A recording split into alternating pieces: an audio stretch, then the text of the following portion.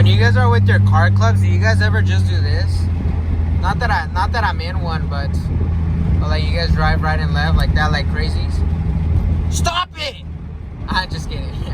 Hey guys, welcome back to pretty much part 2 of last video.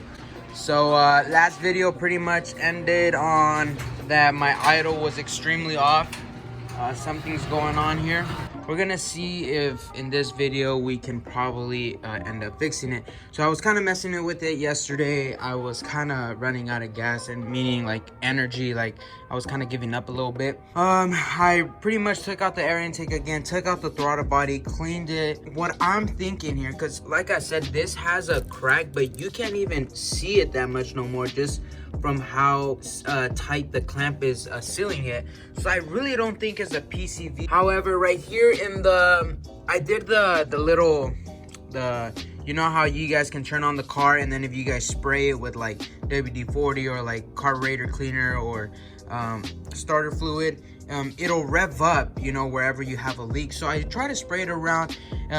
Nothing stood out to me. No rev up, nothing like that. But I want to say, when I installed the plenum, it came with these washers with rubber seals, and well, this one in the middle broke off. Like the rubber just destroyed. I don't know, I took it out with the drill. I didn't, you know, put it back in with the drill. I do it by hand and torque it. But when I took it out with the drill, just to kind of speed up things up, it like destroyed the rubber thing. So I sprayed it there with the WD-40 and it didn't rev up. So I really don't think it's a leak there, but that's probably the only way where I think, you know, there would be a leak. I ended up cleaning everything. I put it back in and it started normal. Now it sounds way normal. I still have a check engine light. So we disconnected the battery. Hopefully this resets the ECU. Maybe it's a problem with that.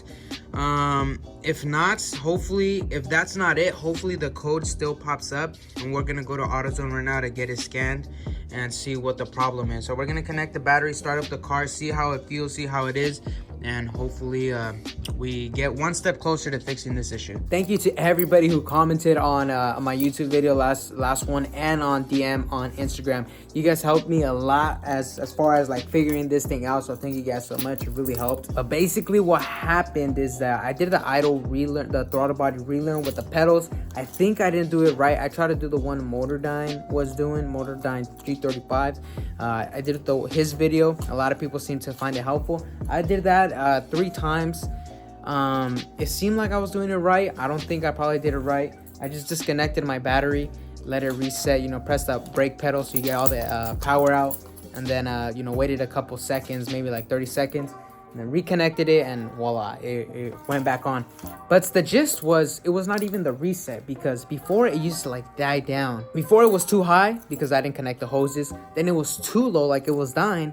Not sure what the problem was. I literally took out my throttle body, cleaned it, put it back on, put the air intake back on. That's all I did, and it idled normal. And then I just resetted the ECU because of the check engine light, not because of the idle. So that was a little weird, but it worked.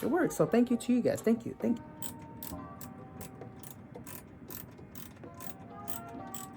All right, let's see how this sounds. Let's see how it sounds.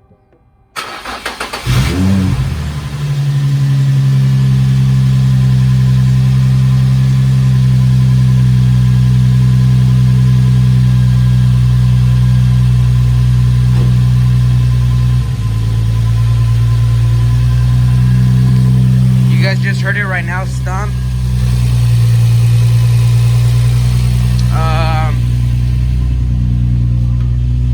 I did the code is gone. Right now it's idling a little bit above 1, but that's because it's a cold start. Usually I remember the normal being a little bit high. When I first start the car, it should be a little bit higher, more in the 1.5. I'm not sure. Probably I don't remember good. Or maybe that is normal and maybe I'm just reading it wrong. So I thought that line is like 200, 400, 600, 800, 1000. But now that I'm looking at this range and it has that same bar here, I'm thinking that's 5. So it's 5, 6, 7, 8, 9, 1. So I'm thinking that's 5, 6, and it's in the middle of that, so 650. So I think it's good.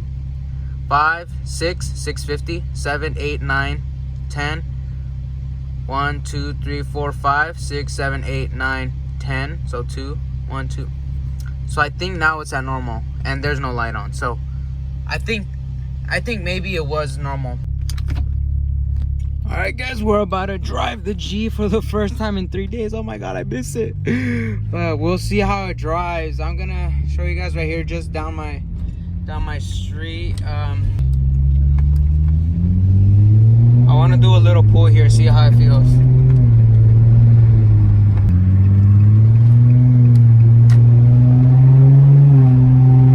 Okay,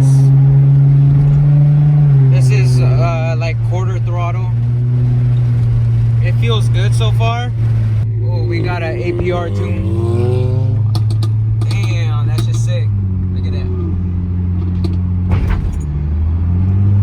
That's sick. Oh. Oh shit. That's sick as hell. Look at that. Damn, that thing pulls. If there's actually something wrong with it, the check engine light will appear right back,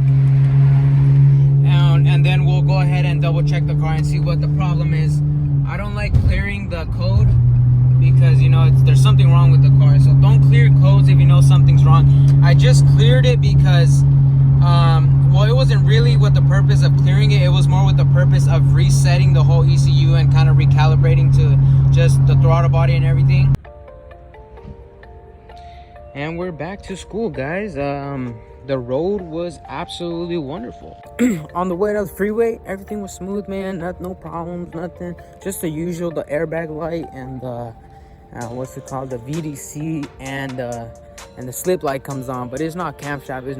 It's due to the angle, the steering angle sensor. You know, after I switched my angle, because the clock spring or the little thing was not really centered. It was a little bit to the left. That's because the hardware they gave me, that doesn't fit if that thing's a little crooked. So I'm so sorry, guys. I'm sorry. I apologize from the bottom of my heart. I really wish I could do a run, but the car is running great, man. No lights up yet. Soon the slip and the VDC light will show up because of the steering wheel. But besides that, the engine is running super healthy, and well, at least that's what I think. And yeah, no check engine light. So beautiful news. I'm gonna pick up when we could do a small little pull, probably closer to home, and so we'll pick up there. Thank you guys so much for your freaking cooperation and for being in this video.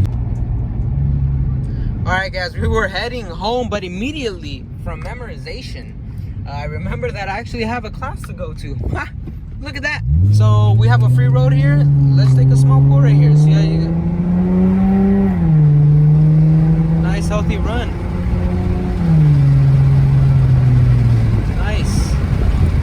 Very well. Anyways, we're heading back to school because I have a class to go to. Totally forgot. I had to do like a book report, so it's really important. But yeah, the car's running healthy. Another pull. It's like a new release or what?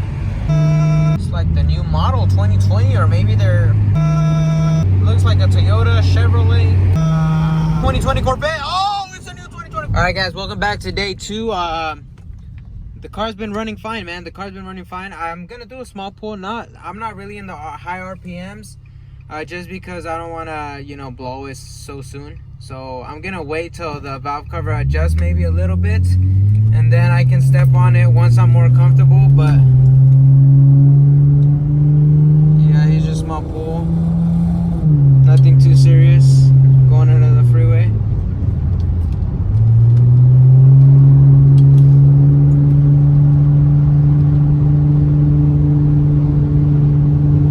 Go. Attaboy. There's no oil in the spark plug well, and well, you know, it's running good. It's running really good. Whoop. Oh, damn boy, like that. Shit. Ay, we need to find a Shell pronto. I'll catch you guys at Shell. Gas is 3.6 today, which is actually not bad. It's actually not bad. That's what's up.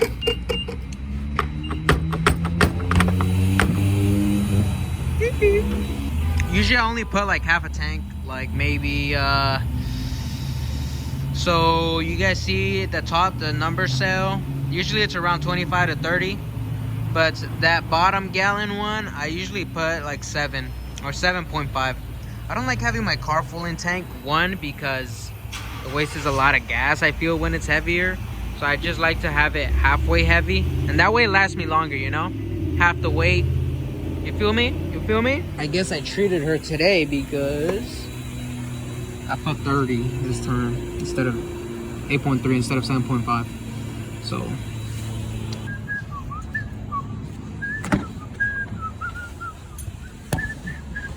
now we get to go home, eat some ceviche because that thing's bomb as hell, and get on the road. Anyways, guys, thank you guys so much for watching this video. Next video, I'm not sure if I'm gonna be installing these high flow cats here. I did get them yesterday from they're Z1 high flow cats, but I got them for a good price, so I think they're pretty worth it. You know, these are usually 400 retail. I was able to get them for like 250, so almost half the price. So we'll see how they work out.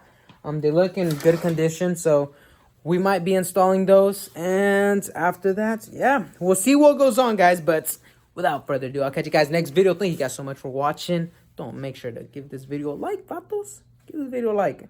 Have a great time, man, and I'll catch you guys next video. Peace out, guys.